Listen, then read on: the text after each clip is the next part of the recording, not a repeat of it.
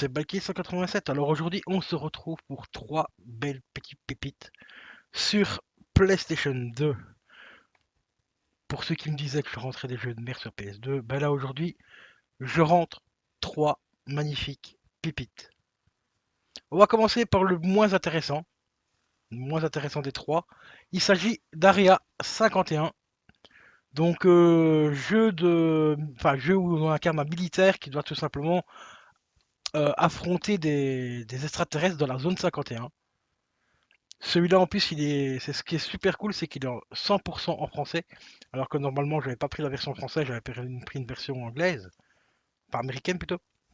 Enfin d'après la photo c'était une version américaine. Et à ma grande surprise, ben, j'ai eu la version en 16+, donc Peggy 16, donc le jeu en français. Il est bien sûr complet, en état mais vraiment nickel, à part la boîte ici, bon, qui a des traces d'usure ici au-dessus, mais bon, c'est des boîtes PS2 donc ça va, ça j'en ai de stock, ça c'est pas un souci. Sinon la notice est vraiment dans un état nickel, le disque est dans un état impeccable, il n'y a rien à dire. Donc petit jeu vraiment sympatoche. Alors celui-là il est sorti pour ceux qui s'intéresseraient en 2006, donc il commence déjà à dater un petit peu, hein. 2006 quoi les gars. Et on va passer au suivant, alors là le suivant les potos, là c'est la grosse méga surprise parce que le jeu il est comme neuf, mais vraiment comme neuf. Jeu qui date de quand même, attendez que je vous dise pas de conneries, de 2005 je crois. Ouais, 2005 il me semble. Attendez, j'ai éclairé un peu parce que on s'est vieux, hein, la vue baisse, hein. Oui, de 2005. Il s'agit du Ghost in the Shell en état mais impeccable, mais vraiment impeccable. Bon, le fourreau un tout petit peu ici, comme tu vois, un tout petit peu écorné ici, mais ça c'est même pas, enfin c'est vraiment rien comparé à l'état du jeu. Franchement lui-même, il est dans un état impeccable, regarde-moi ça. En français également, ça me vient de chez Bandai, hein, les amis de Bandai. À cette époque-là, Bandai faisait encore des bons jeux. Des très très très bons jeux. Bon, le gameplay est un peu compliqué parce que les vues sont un peu inversées, un petit peu comme Maria 51. Par exemple, pour regarder vers le haut, tu es obligé de pousser vers le bas, avec la logique, pour regarder vers le haut. Et pour regarder vers le bas, tu es obligé de monter et tout. Donc ça, c'est une petite habitude à prendre dans le gameplay, mais une fois que tu as pris l'habitude, ça va. Alors, je vais te montrer franchement l'intérieur. Regarde-moi ça. On enlève le fourreau. Le jeu est en état, mais impeccable. Franchement, il est comme neuf, quoi. Ça se demander si la personne a déjà joué avec, quoi, parce que franchement. Donc celui-là, je l'ai payé 11 euros. Mais 11 euros pour avoir un jeu dans cet état-là, bah franchement, vraiment rien à dire, quoi. Il est propre de chez propre. La notice, elle a même pas. Il n'y a rien, quoi. La notice, elle est franchement, mais comme neuve. Le disque, pareil aussi. Pas une griffe, rien. Vraiment impeccable pour un jeu qui date de 2005 quand même. C'est super impeccable. Donc voilà, petite pépite ici, hein. Donc le petit Ghost in the Shell avec son petit fourreau en carton. Ça c'est vraiment, ça fait vraiment plaisir parce que les fourreaux en carton c'est très important. Ça permet d'avoir les boîtes hyper propres, bien protégées et tout. Donc dans un état mais vraiment nickel de chez nickel.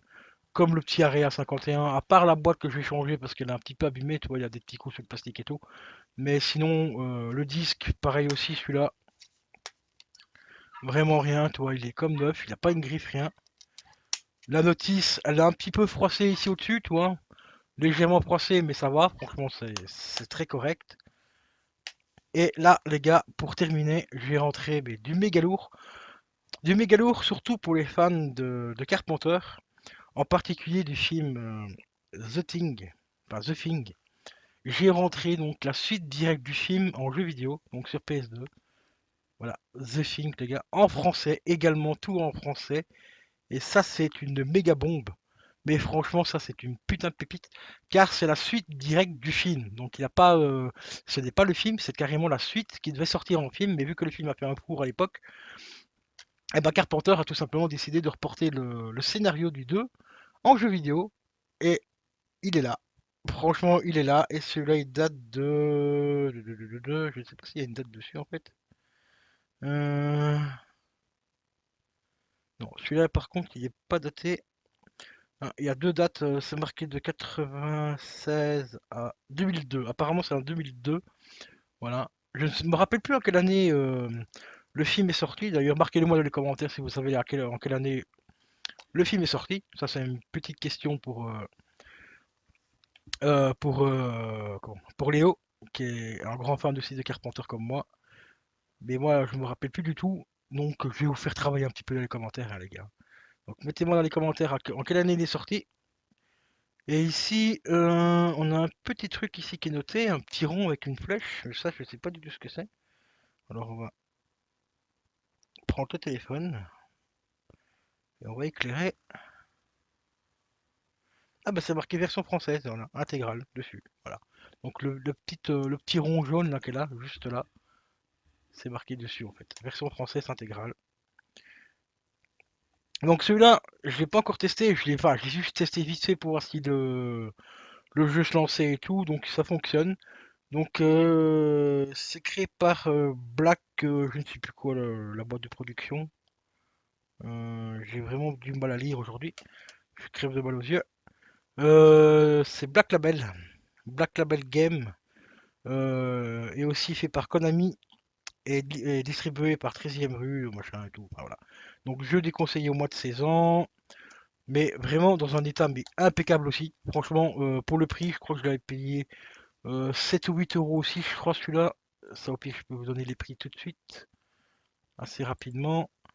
Area c'était 8 euros, je crois, il me semble. Ghost in the Shell, je crois que c'était dans les 8 balles aussi. Je vais vous dire ça dans 2 petites secondes. Alors, hop, les achats.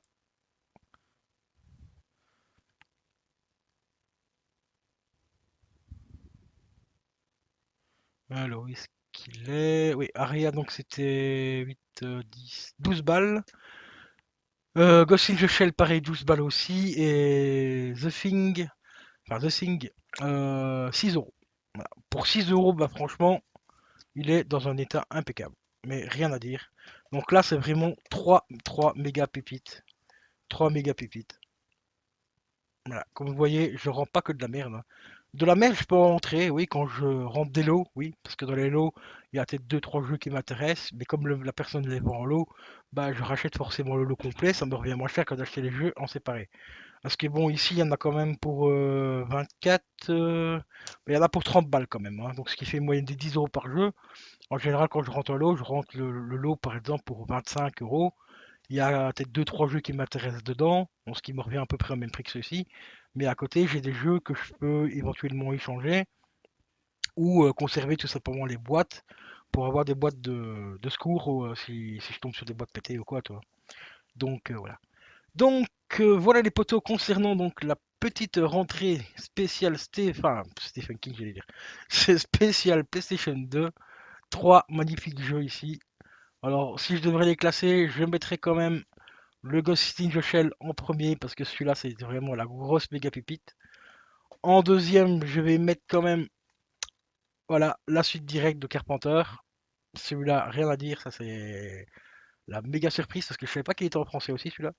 Et en troisième, on va mettre Area 51. Area 51 qui, pendant quelques années, était quand même vachement difficile à trouver. Enfin, du moins, des prix corrects. Ici, 12 balles, c'est franchement un prix très correct parce que j'ai déjà vu passer à des 50-60 balles. Ce qui était très recherché à une certaine époque. Aujourd'hui, maintenant, un peu moins, je sais pas pourquoi. Je sais pas pourquoi, à une certaine époque, il était vachement recherché, donc il y a encore 3-4 ans d'ici à peu près. Et aujourd'hui, ben, la cote a chuté énormément, donc c'est pour ça que je l'ai chopé assez vite, surtout à ce prix-là, 12 balles, franchement, dans l'état qu'il est, ça reste très correct parce que c'était un jeu, comme je l'ai dit, qui était fort recherché à une certaine époque.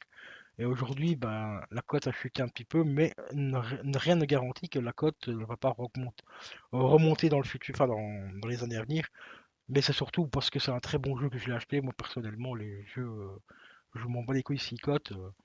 Il y a juste celui-ci que je l'ai pris parce que je suis un putain de fan de Carpenter et avoir un jeu qui est tiré directement d'un film, ça pour la collection, ça fait super plaisir. Et pareil pour Ghost in the Shell, je suis un méga fan de l'animé. Et franchement, c'est une tuerie. Et le jeu en lui-même est pas évident, enfin, il n'est pas spécialement ouf graphiquement et tout, mais ça fait quand même plaisir de rentrer enfin, un jeu Ghost in the Shell, hein, donc voilà quoi. Donc voilà les potos, je vais vous laisser. Portez-vous bien, je vous dis à la prochaine. Bientôt, il y aura du lourd encore. Allez, ciao. Ciao.